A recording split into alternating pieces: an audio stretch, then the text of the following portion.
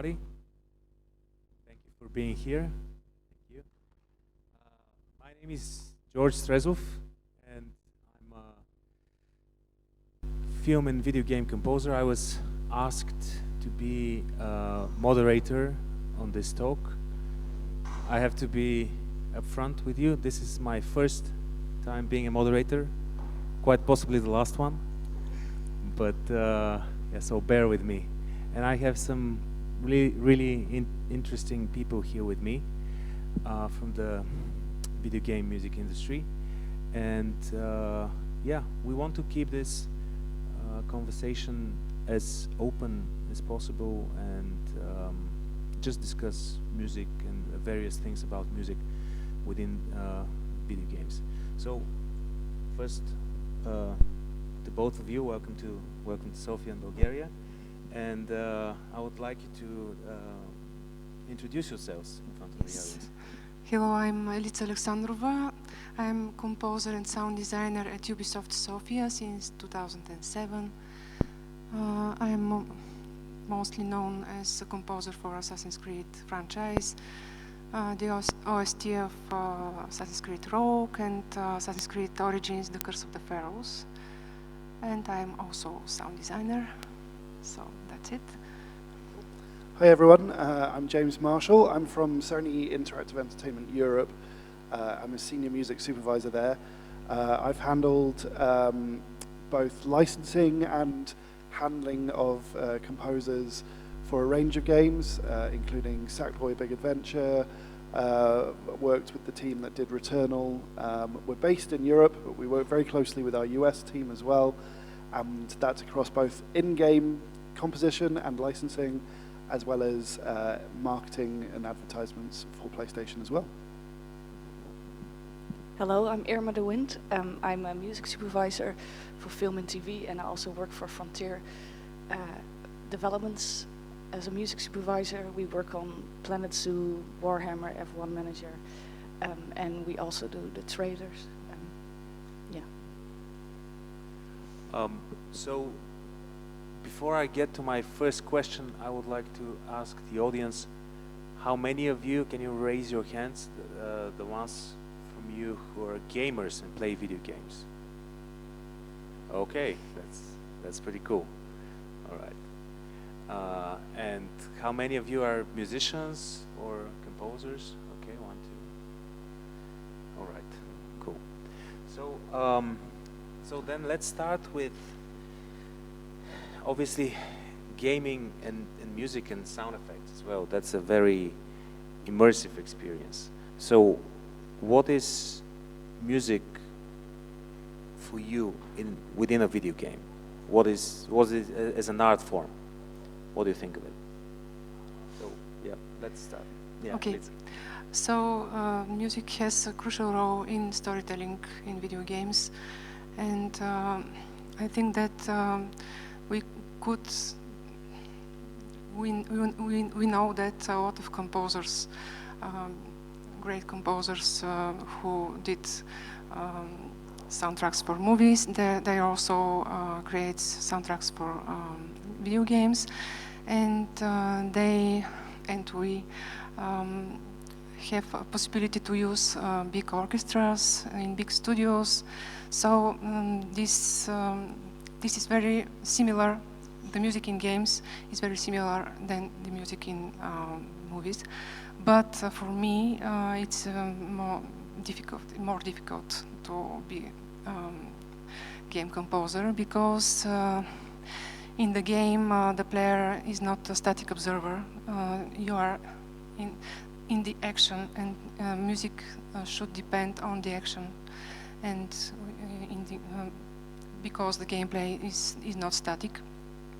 So the composer should be in very close contact with not only with the managers of the games, but with the creative team and audio team. I mean the implementators of the music, and to discuss all the possibilities of implementation, because it's very tricky.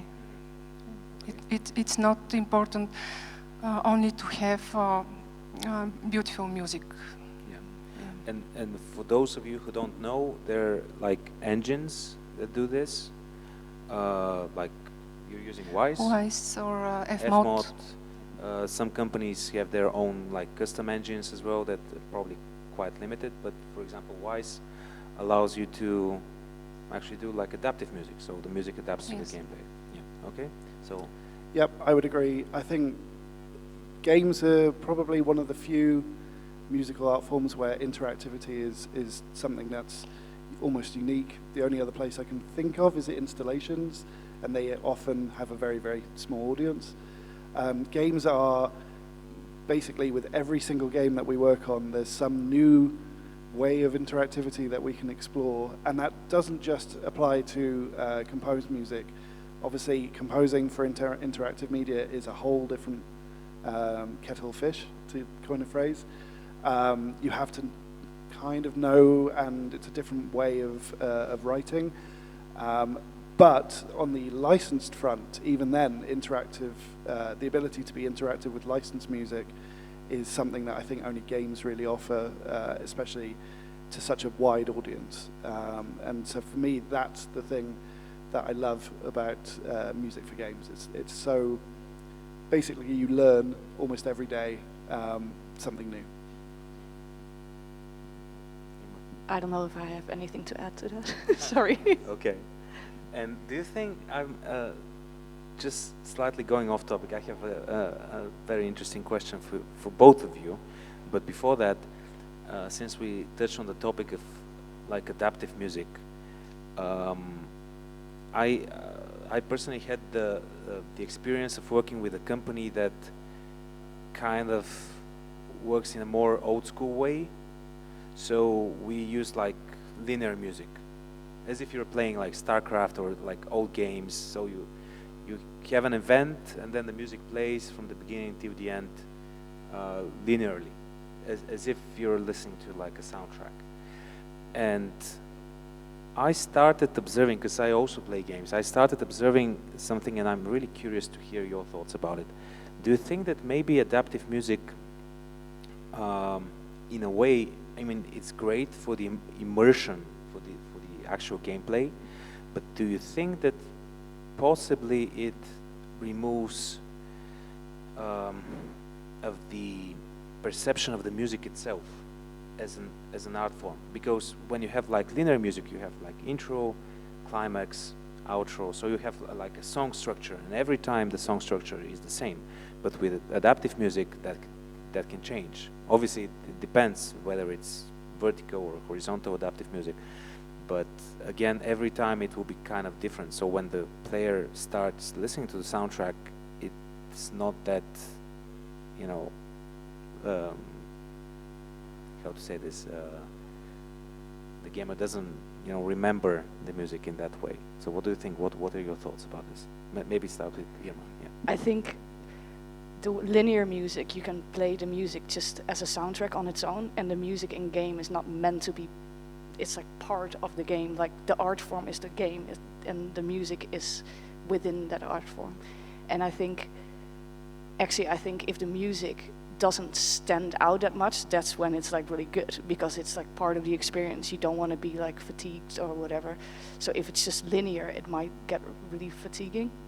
Yeah. And it's like, if it's just linear and you're going through like battle and the music stays the same, then it takes away the experience. So it's an experience, I guess.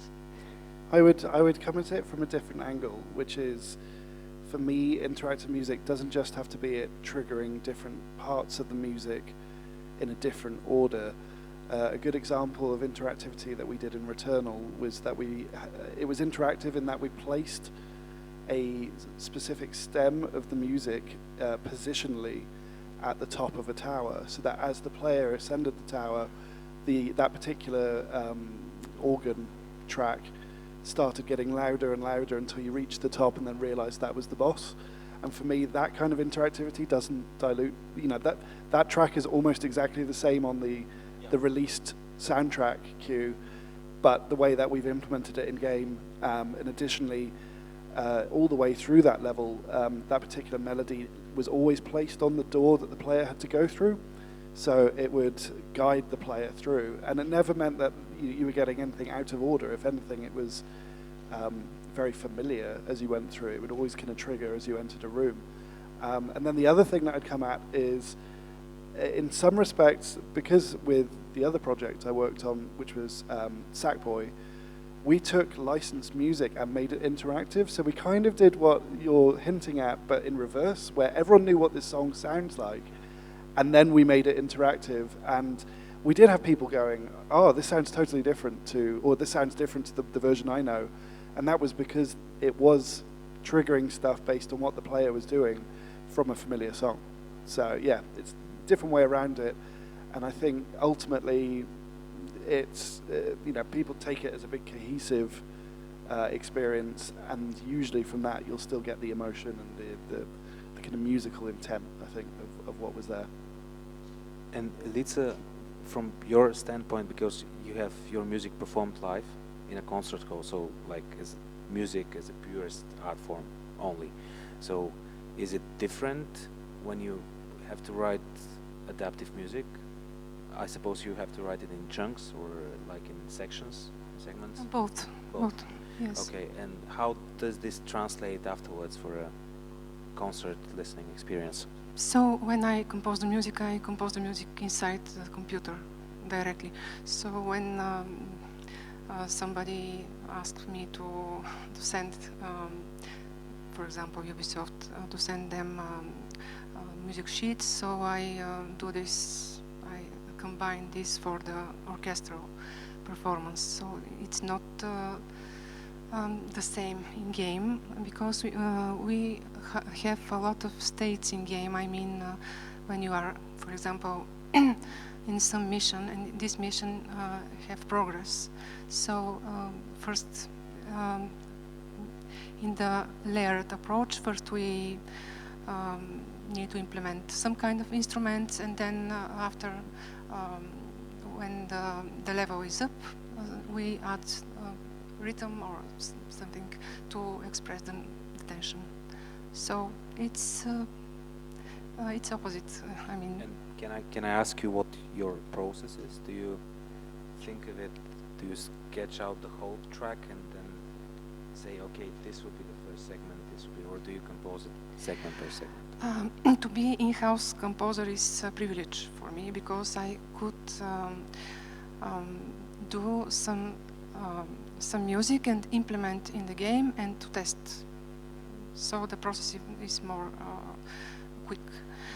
So it's easier to sign what's not working, and because in the game process everything changes dynamically. I need to change the tracks maybe till the end of the project. That's a tricky job of a composer. Yeah. And what is like the music supervisor on a video game? Because you spoke about licensing, both of you, and I'm not sure whether everybody here knows, obviously licensing for films, TV, but how is it in games? Where do I start? I don't know. If we use a song that's commercially released, we have to license it. Normally, maybe we hire a composer, and then we can just use the music the way we want, or like a buyout. So, and with licensing, you have to clear the music with the master and the publisher, the record label, if they have a record label, or the publisher, or just with the artists themselves if they're unreleased. And then you just make a deal, like maybe it's only for in-game, or maybe we can also use it for trailers.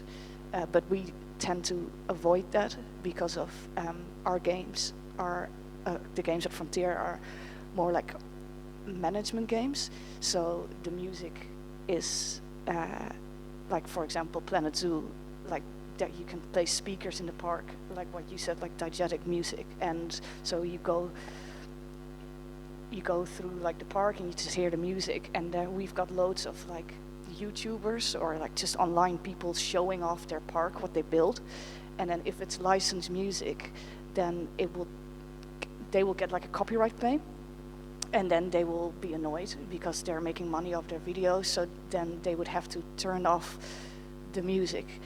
So we would, I think our PR team, sometimes with influencers, we give them like a package and say like, okay, you can click unlicensed, like they click it off, so then it's silence, but then it takes away the experience. So when people look at on YouTube, they're like, oh, this is a boring game, there's no music in it.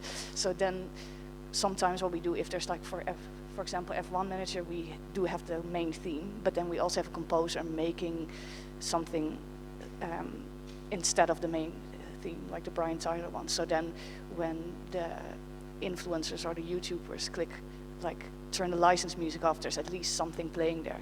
But then it's like obviously double the cost, so we try to avoid that. And then we use licensed music in a few ways. There are games like Gran Turismo, racing game. Licensing for that is literally just like licensing the track as is. It just plays in the background as you're racing. Quite a standard model. You'll see that with stuff like FIFA and GTA, using on radios, that kind of thing. But then we've done, as mentioned, other licenses. As mentioned, every track in Sackboy was implemented interactively. So that was an additional layer of making sure that all the rights holders were on board and knew what we were going to be doing with the tracks.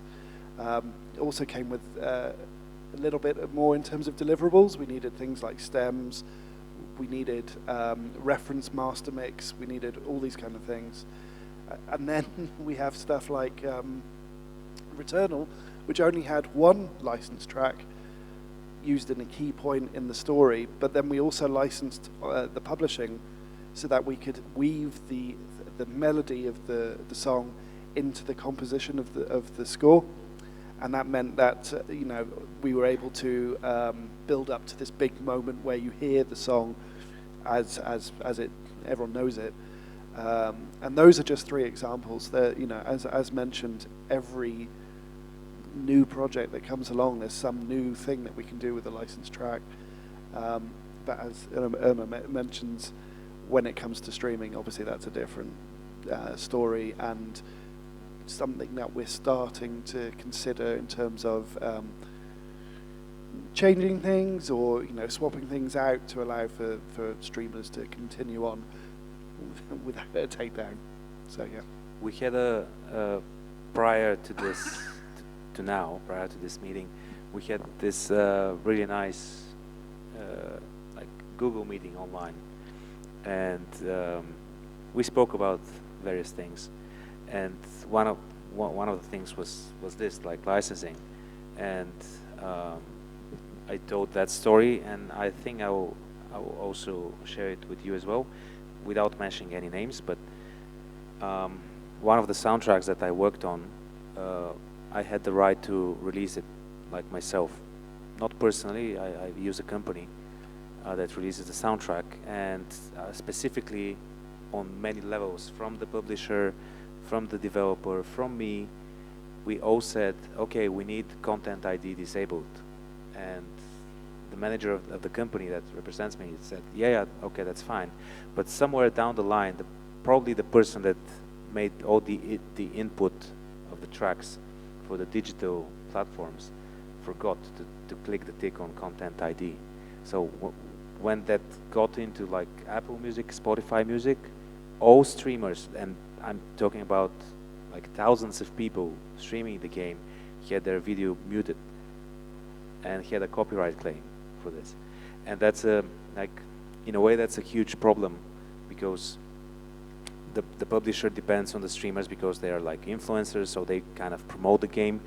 The influencers, want to have their experience streamed the way they're playing it.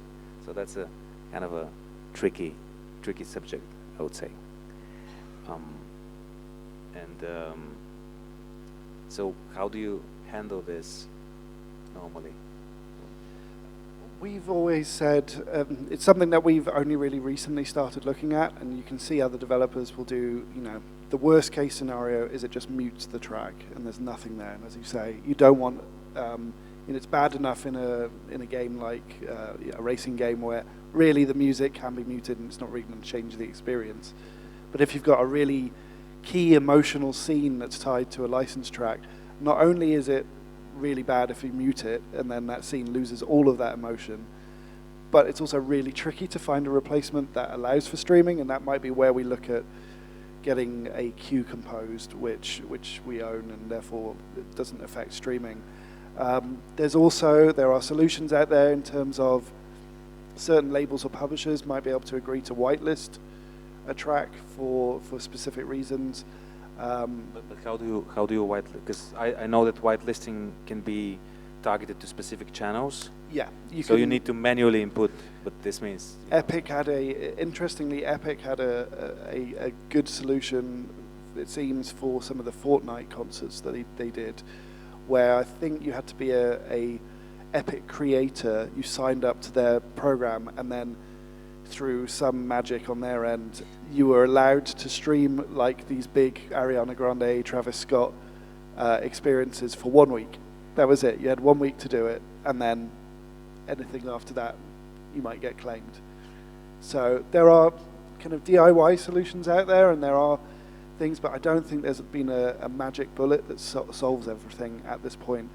And so I think this is definitely a frontier that people are starting to think about. How might this be able to eventually be solved? But it's a ways away. And also another thing that obviously it's very much tied to licensed music, but also I wouldn't say a problem, but 10 years ago gaming experience was regarded in such a way that composers wouldn't receive royalties from that, because basically the gamers are like the end user, so you're not putting everything on anything on TV or something like this. But nowadays with all Twitch and everything, and I think Sony Europe is the exclusive right now, how to say this, media that pays out royalties to composers through PRS. So that's a deal. So when you do these license things, how do you get the labels to agree that there won't be any, possibly there won't be any performance rights afterwards? It's tricky. You have to, sometimes it will be, you mention it maybe in your deal terms, and it becomes something that you discuss. However, that is quite often very expensive, and we wouldn't go down that route, because effectively if someone agrees to whitelist a track, there isn't the technology at the moment that would allow you to really narrow it down to specifically people playing the game, unless there was some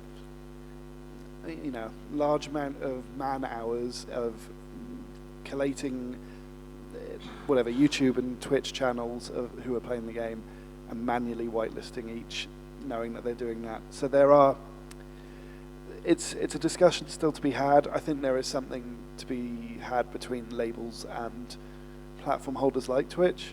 I think that's probably where the solution is going to happen eventually, because they don't have some do have agreements, but they're not necessarily about solving the problem. They're more about making sure takedowns are correct, and that's a bit of going into the problem maybe the wrong way, in my opinion. But I think in the future there will be possibly things to do with watermarking audio or things like that, where it knows that it's in context within a scene or something. I mean, like digitally watermarking. Digital watermarking. Okay, that's audio. clever. Yeah, because then you won't be able to listen to it. You shouldn't be able to hear it, and then it won't be like audio jungle. Yes, yeah. Didn't you say that in our conversation that maybe it was like a library or something that whitelisted it automatically if there was something in the title of the... one particular library, it was a very kind of catch-all approach, but they effectively whitelisted a game based on the title of the game being in someone's Twitch kind of whatever stream title. It worked generally, but it also did mean that it wasn't an amazing solution, because you need to communicate that to streamers, and that's something that kind of puts the responsibility onto them. And also, if someone happened to have that word in their title but it wasn't related to the game, it would still whitelist their video. So it kind of took a chunk out of video streams everywhere, pretty much. Also, if it's like a combination of like symbols or some sort of a code, I mean, if you know it, you can use the Ariana Grande. That would probably be the one solution, but again, quite DIY, and involves communicating with. I think it would be fine for, let's say, mid-range to professional streamers who know about streaming guidelines and things. It becomes a whole different problem when your average user who maybe only shares a clip on Twitter or whatever posts it, and then they get a takedown on it as well. It's a problem that I think everyone is facing at the moment in terms of that. And I think also a very important part of this discussion is that actually gamers appreciate music a lot more. In my personal opinion, I'm curious to hear what you think, Elitsa, but it's much more, they're much more involved compared to film music, because I've written like lots of film music, nobody cares. Video game soundtracks, I receive emails, so people actually listen to it, so it's not just like some random music out there. What's your opinion? Yes, we have.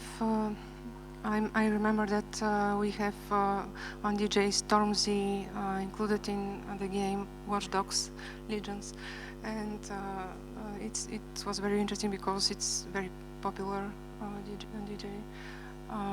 And a lot of people who are not players are involved. I mean, we could enlarge the auditory, and a lot of more people to listen music and to play the game because of their favorites. Pop there are a lot of groups. covers, like cover videos of video game, like Horizon, for example. I've seen. I haven't seen in the last maybe 10 or 15 years. I haven't seen one cover of a like feature film soundtrack. Maybe yet. I have for Rogue. I have a lot of covers from metal version to violin and a lot of musicians. How did you feel like creatively? Oh, I'm searching for them because it's very interesting to listen the other side of other musicians, and I very much like the metal version. I have 3 or 4 metal versions of Rogue. Yeah. Maybe you should start an album. Yeah. Of metal music. And what is when you, because we're here from the composer side of things, and what is your experience, personal experience with working with composers? I think we were discussing yesterday how we both kind of find composers a different way. You said... Well, we had a composer that I found, well, I didn't, but one of our team members found on SoundCloud. Didn't have any game experience. His music was just amazing. And yeah, and like sometimes like people come to you on LinkedIn. I think it's very, very important that there's a click between you, because it's you work together for like 2 years or something, so 1 year, 2 years. So you're basically building a friendship, and so there needs to be like, you need to have a click. I think that's very important, and they need to listen to our demands. No, I'm just as in like composers. I worked with film composers as well, but the composers for games, because we're ripping their songs apart, like they should be able to let go of their baby. I don't know, maybe that's a weird way to say, but like... No, it's the same in film, I would say. Don't be so precious.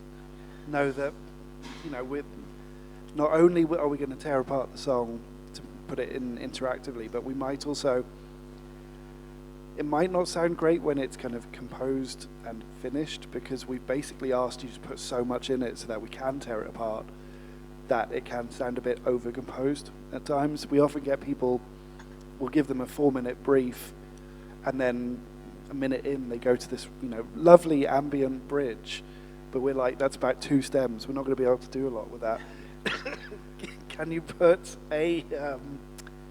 like a, I don't know, percussion loop over it or whatever? And then when it comes to the soundtrack mix, yes, it will be a lovely ambient bridge, but we just need as much as we can get from that minutage so that we can expand it out into 20, 30 minutes or whatever. And so what you're basically saying is that stemming out, so in case you don't know, stemming, that's like separating the instruments or the instrument groups of a piece of music into different channels. So you're using them to further expand the amount of music that's in the game, correct? Yeah. Correct. And we've got a team at PlayStation Europe and in the US, but we've got 3 music supervisors, including myself, and then 6 or 7 what are so-called music designers. And they, not only will they take apart delivered cues, they'll extend them, they'll write additional composition, they'll edit them, put them in the game, and it becomes this cycle of feedback where sometimes, you're going to need to see it working in context to know, oh, we're going to need another stem there to allow for this, or that loop is getting a bit repetitive, we're going to need more content melodically so that it doesn't sound so samey. And it just becomes this very kind of virtuous cycle of feedback, collaboration, and then ultimately it will hopefully sound great once it's finished. Which is what Elitsa does, because you're implementing the music yourself. Yes. Yeah. So all this feedback loop, you're doing it inside your head, Yeah. personally. Okay. And yeah, I would say that's interesting and shows how like involved composers are with music supervisors, and who's taking charge of the like artistic style, artistic side of things. So like creative director. Well, at Frontier is like the audio director. Well, it's basically a team effort, I guess. We just, if I don't like something, it's like, oh, maybe we should go this way or this way. But the ultimate decision is like the audio director at Frontier, at least. And does it happen often where you would get like a composer say, I got your brief, I mean it's cool, but do you want to try something else, something really different creatively? Well, they could do that, but it's not their decision. We're always open to suggestion. We've had projects where maybe our brief is a little bit more like, hey, we've got all of this concept footage, what do you think this should sound like? And then we'll get some ideas and kind of work collaboratively to build it up. And then going back to your question, because we work on so many titles, that responsibility of creative ownership can sometimes sit more with the game director, and it's like they found the composer, they know who they want, and they know what sound they want, and then for us it's more of a facilitating that kind of process situation. And then with other projects, for example with Sackboy, we had 12 composers on it, each doing a different section of the game. And so what we did is internally we did the main theme, so that we could go, right, here's a theme, here's a melody, we're definitely not precious about this. If anyone wants to use it, by all means, please do. And then we sent that out to each composer, which is why throughout the game you hear it in so many different incarnations. Different arrangements and stuff. Yeah, and throughout. Aesthetics, nice. And that's something that we've started doing a little bit more, because it allows us to, rather than a composer having to struggle to find a main theme that works, we're absolutely open to that on most projects, but then on others, sometimes it's just easier for us to find out what we want beforehand and then let a composer run with it. And that can also be stylistically. That can be, we prototype using temp tracks and internal compositions, a sound, we know what that sound is, and then we also know who we should probably talk to because it's a particular sound, and then it goes from there, and we can kind of set them off and give all of that as reference for them to continue on composition. So yeah, it's a few different ways, but this is becoming more of a process that we've started to do. And yeah, we have some time as well. Do we have, on the topic of everything that we've discussed so far, are there any questions from you? Are there any questions? No questions. Okay. So then I will ask you a question. Sorry. Who? Any questions? No. Yes.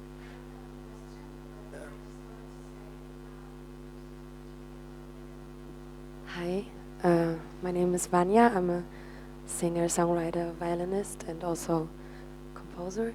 And I just wanted to say that I love the fact that we all have the possibility to experience games with music. It's so important. I just want to thank you guys. And I have the best memories, either childhood or now, with so much main melodies that always inside of me, you know, and I just think it makes me very emotional. I just love it very much, and thank you for taking your time.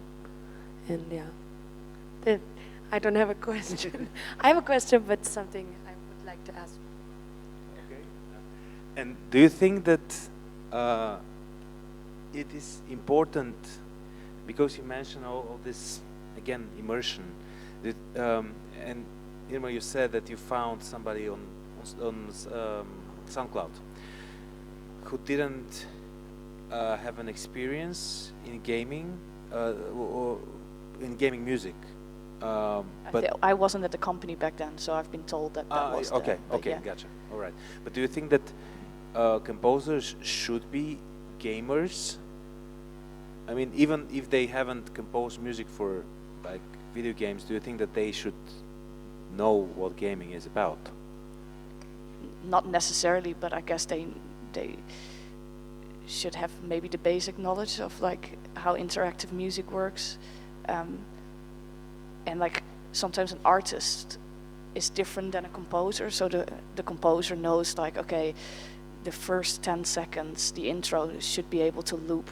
The outro should also be able to loop. There should be like a middle section that also should be able to loop. So it's like more than just an artist making a linear track. So I think like a composer could be an artist, but an artist is not necessarily good at composing. They can obviously learn it, but the person that we found, like obviously he was really good. So it's like orchestra stuff.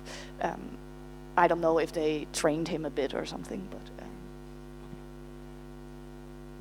Yeah, James, what do you think? So we always say, again, going back to what Irma said, not necessarily.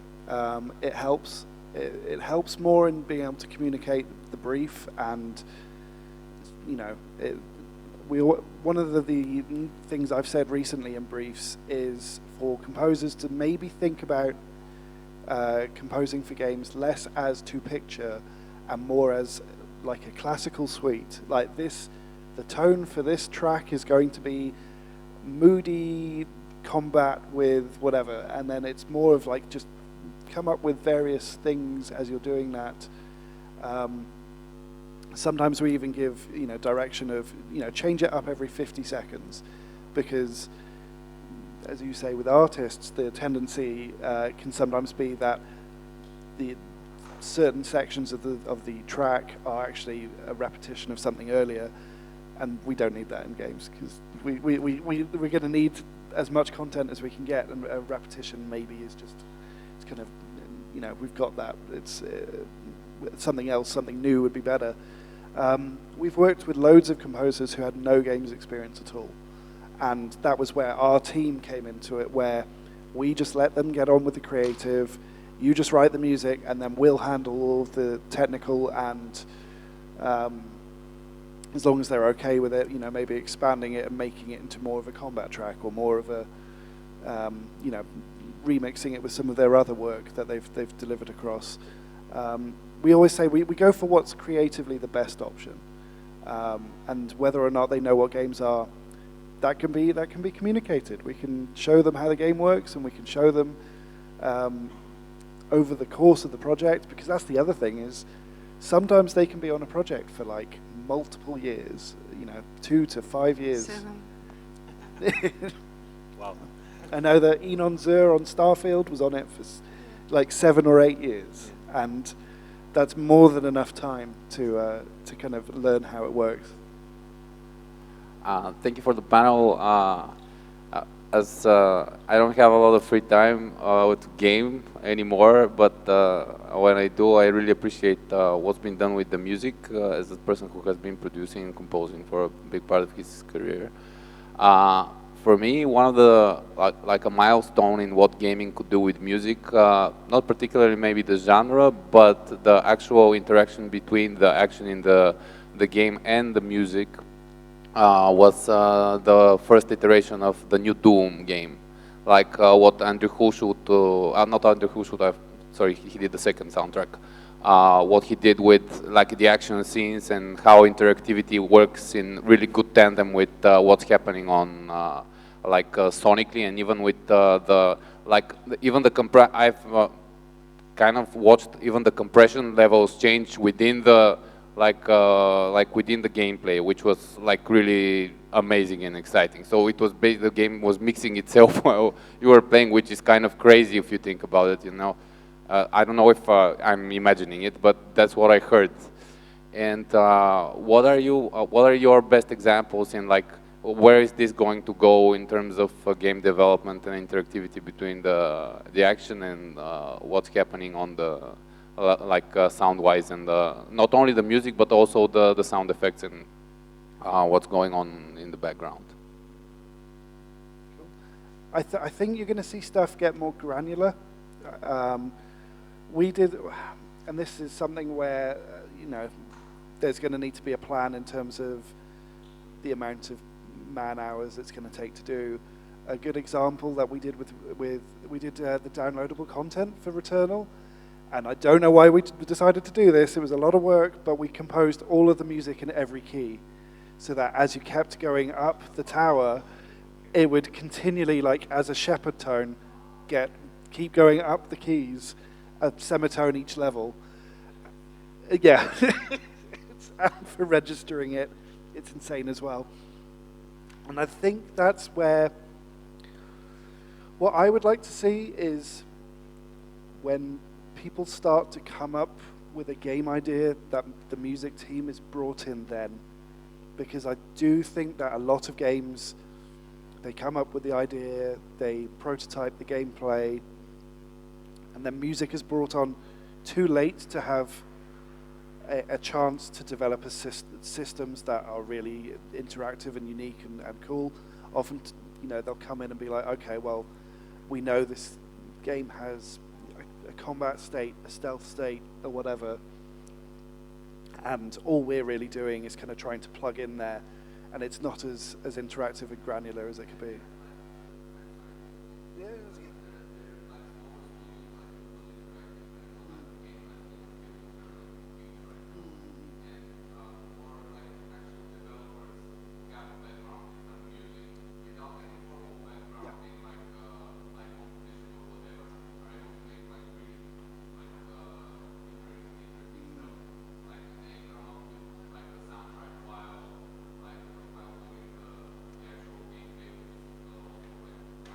Yeah, there was there was this game, I forgot the name of it right now, I cannot remember it, but it's about like planetary like exploration building, and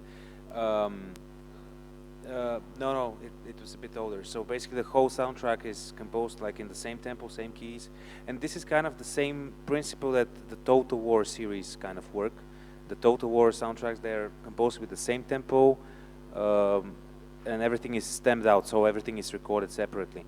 Obviously in Total War that's just expands the amount of soundtrack, but the game I'm referring to, I just forgot the name, sorry about this, but every planet that you go to has a different music, which is absolutely randomly generated throughout all the stems and all the material that's being put out there. So, and it's cool because then gamers not only show their colony, but also they show here's how my colony sounds like the soundtrack. So there are possibilities for experiments with this. And I interrupted you. No, James. Oh, Yeah.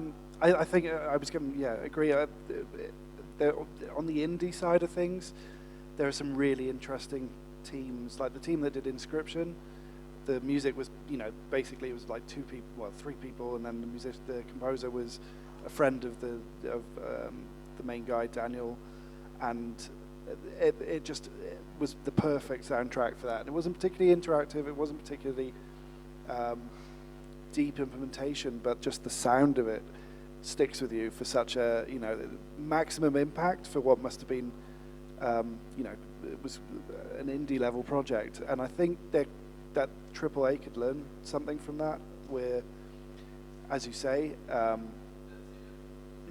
synergy between music and game design and the sound team as well. And that's one benefit of our team is we sit on the same floor as the sound team who are working on the same projects, to the point that with Returnal and the song, which was Don't Fear the Reaper, at one point the sound team were going to slow it down by 1,000% and use it as an ambience in one of the levels, just as a little kind of Easter egg of what it was. It was that kind of working in tandem to make it all sound cohesive and and a full experience. So yeah, more of that, I think. From my perspective, it's important to work with the creative team from the beginning, because to build these systems from the very scratch, and to have on the table a lot of fresh ideas. I mean, composed music, and I think that the directors could impress from the music, from these proposals from the beginning. I just want to add, this is like something that I hinted to at the beginning of this panel. Don't get me wrong, I absolutely love the soundtrack for Doom, and I think that Mick Gordon is some sort of a mad scientist with everything that he's done. And he's, not sure if you know this, but he actually this is absolutely pointless, but anyway, on the spectrogram of the tracks, he drew like pentagrams and like 666, really cool stuff that you wouldn't be able to hear it, and probably no one would open to see the spectrogram of a track. However, especially for this soundtrack, because I love it, the first Doom, I absolutely love it. And when you listen to it in Spotify as an album, so like old school, putting the vinyl and listening to it as a listener, it kind of, you can pick the chunks of the adaptiveness. So you can, if you close your eyes, oh, here's something comes up, something different, and then you get another block of music. So it's not like a musical piece with an outro and intro and so forth. There is an intro, there is an outro, but yeah. Sequential. So how do we combine both worlds? How do we make it as an art form to be able to also live in, I don't know, in a concert or in a club or somewhere being performed, and at the same time, keeping the adaptiveness? I think that's a very tough. And speaking about specifics, what about tempos and keys? How do you handle this when it comes to stemming out and doing adaptive music from the? With bridges. Bridges. Okay. Yeah. Or MIDI. Not in the games, not in Assassin's Creed, but I know the games Mario, yes, Super Mario. They used a lot of MIDI combined with audio. Real time. Yeah, it's like as sound effect part, okay. But MIDI, that it changed pitch and tempo and a lot of things. How about in your cases? When you get a license track and you have to use it and the bridge is in a different key or there's like a key change, how do you handle this? Yeah, it can be basically that's where I look to our music team and they do amazing work. One of my favorite things that we did with a license track, there was a track in Sackboy by a band called, they've got a crazy name, they're called Psychedelic Porn Crumpets. They're great, they're really, really good. But there was one, with the track we licensed, had a half-second break in the instrumental, just like in the it was a vocal flare, and at that point in the instrumental it just went dead silent. And there was a bit in the level where you get shot out of a cannon and hit a bell, and I was like, I want that bell to hit at the exact time that half-second break happens. Tricky part is you never know when the player is going to get there, and so our team had to basically come up with a looping system for that one section of the track just before the break, where it naturally didn't go to a different key or anything. They just had to keep it trundling along.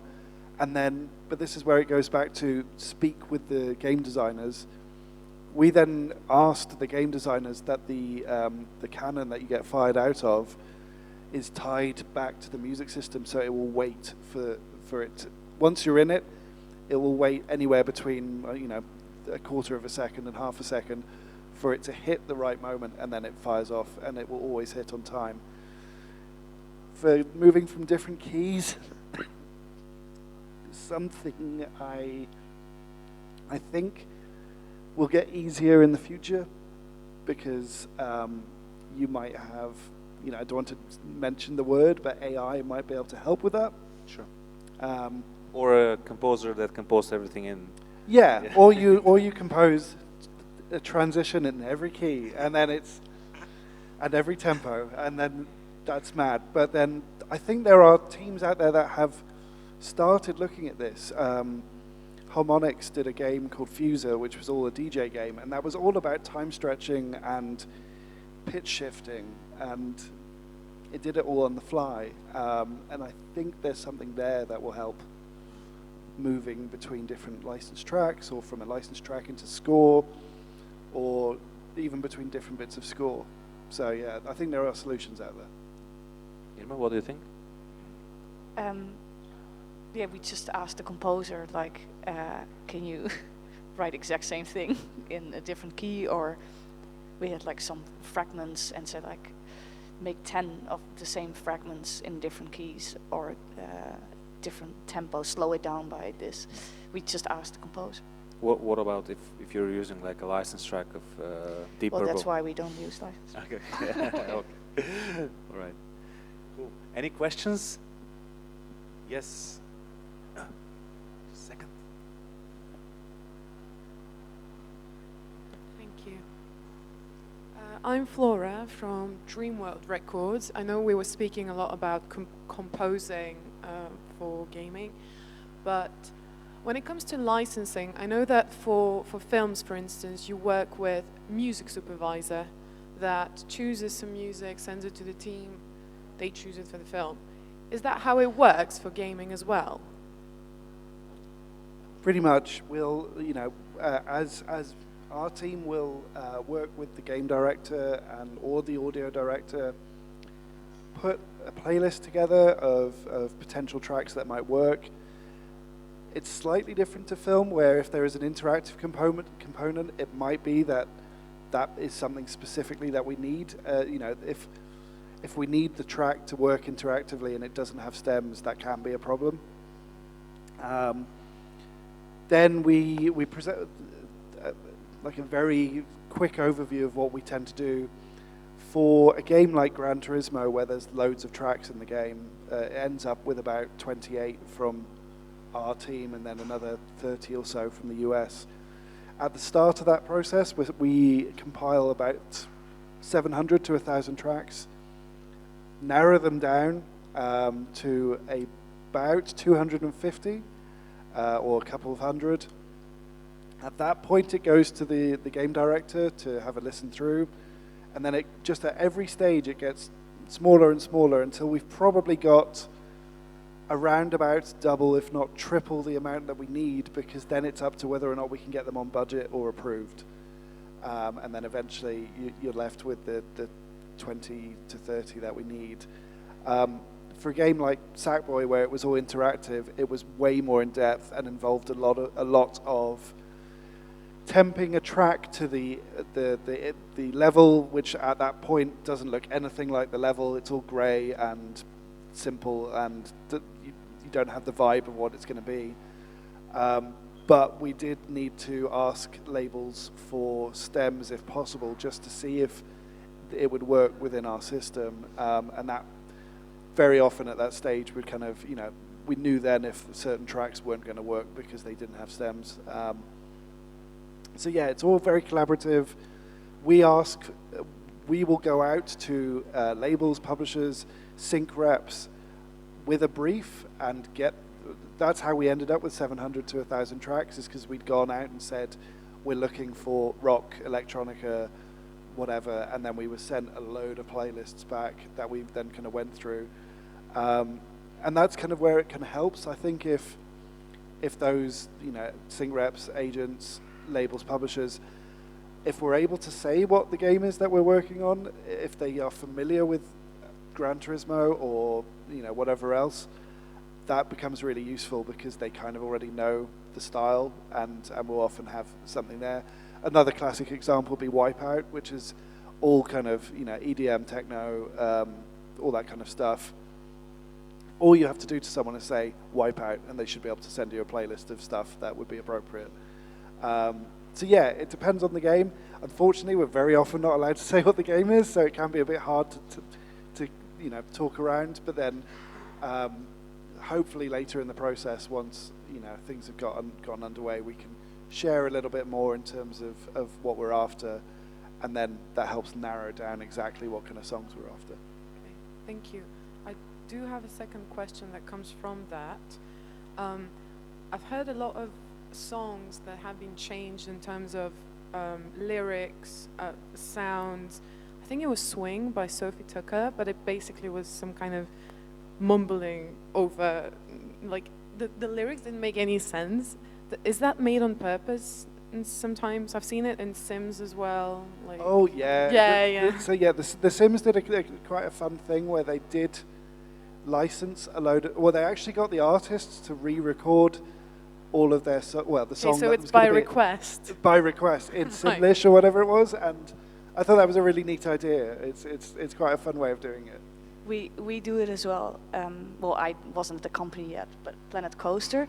So we have like dialogue designers, and we have an alpha. They created like a language called Platoon, which is so everyone in Planet Coaster and Planet Zoo in the park talks that language. Is created by one of our team members, and there was like some covers or something in Planet Coaster, and someone from our team, like in the office, like, who wants to sing this? And they went into the recording studio and sung the cover in the language.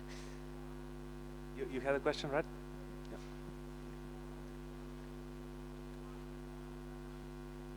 Yeah. As a musician who does exactly that, composing a song in 3 to 5 pieces and then throwing on a sheetload of stems and then just improvising with choosing which parts to play in any given moment, how to get a job as a composer, or how to present my music to people who search for music for games. Yeah, I guess like I don't know, like links, like no WeTransfer or anything, or Dropbox, because then we have to download it. Like I guess like something like Disco. So it's a link, you click on it and it plays straight away, and maybe within that link or in the email there would be like a link with a zip with like all the stems. But initially we don't necessarily want the stems. First we want to hear the song, if it's like the right sound or whatever, but have all that stuff on hand. And it would also be really handy to have instrumental already, because loads of times we don't need the vocals, so we want to test it with just instrumental. And I guess like when you are emailing a music supervisor, do research and see what they're maybe working on. Because like loads of times people are sending me stuff and I don't need that type of music, so then it just gets overwhelming. But I save all those emails from composers, and if you have in the email like maybe the genre or like keywords, then maybe, I don't know, maybe even in 3 years time or something, I just go to my email and type the keywords and then everything comes there. I don't know. I would also say like I often say like your best bet is to start making links locally. Talk to game studios, independent games creators, share the music with them. There's a greater chance that they will kind of latch onto it and kind of go from there. And I can say, you know, at somewhere like PlayStation, we're more likely to look at a big kind of, you know, a composer through an agency or a named composer or whatever. However, the amount of times I look at independent game soundtracks and see new, really unique sounds, I'm like, that composer, they've proved themselves on that game, which was obviously a smaller title, but what they did was legit. It was amazing. Let's try them out for this next game.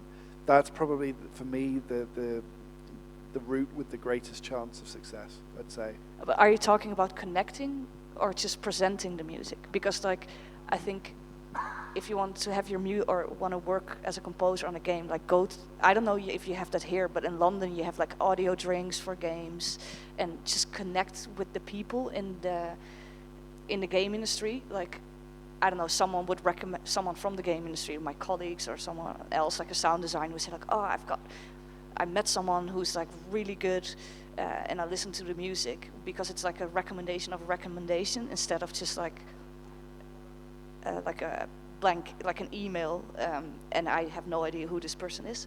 So I guess like go to like networking events and connect with people, because it's easier, I guess, that someone knows someone. Or I just want to add to this, because it's a very good point. I will tell you a personal story from a couple of years back from a like mutual acquaintance called Edward White. He's a brilliant composer. So like about 16 or 17 years ago, we met here in Sofia, and I asked him the same question. Obviously, it gets applied to film music, but it's essentially the same. And he told me this: get acquainted with actors, because actors are there at the beginning of the process of a film. They're at table reading, you know, the script. They're at the beginning when quite possibly nobody thinks about music. And once you know them, you know, and you present your music, obviously you have to write a lot of music. I think that's also very important. But let's say the music is great, and you showcase it to those people, and they get involved in that process at an earlier stage. And they would say, "Oh, you know what? Do we have a composer for this film? No, we don't. Oh, well, I have this friend of mine. Here's a few things that he or she wrote. What do you think?" And it's the same with games. So once you know, you know, the people who actually work on the games, and you get acquainted, you're, I think, with mentality of what a game should be. So you have an idea. You discuss different ideas, it becomes easier than just like sending a random email. That's what I think. Elitsa, what do you think? Yes, so most of the time we shouldn't tell which game we work on, but people know our games, so they could do something similar as previous games. And you had a question, right? No, it's okay. No. And also, as a musician, as a composer, singer, that has no musical supervisor for gaming, for example, is it maybe possible to just reach out to you guys and ask maybe, because I don't, for example, I don't have like big experiences with like sending things to gaming industry, but I create a lot of atmospheric stuff and layering with voices and strings and sounds that I just know, and I come up with different things. And is it possible to just send it to you guys via these discographic? I would check it out. We will be here, so we can have a chat afterwards if you want. Okay, Yeah, cool. sure. Yeah, that's why I was unsecure if I Yeah, could no. ask that out loud. But I would just love to, yeah, try out as.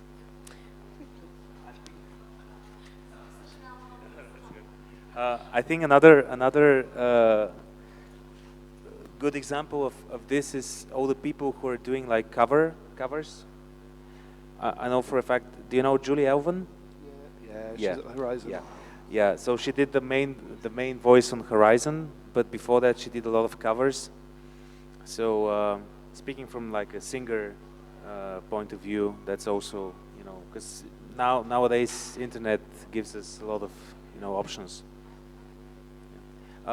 Any other questions? Because I think that we're kind of past the time for this. No questions? Okay, no. Well, Irma, Elitsa, James, thank you so much. Thank you. Thank you. Thank you. Thank you.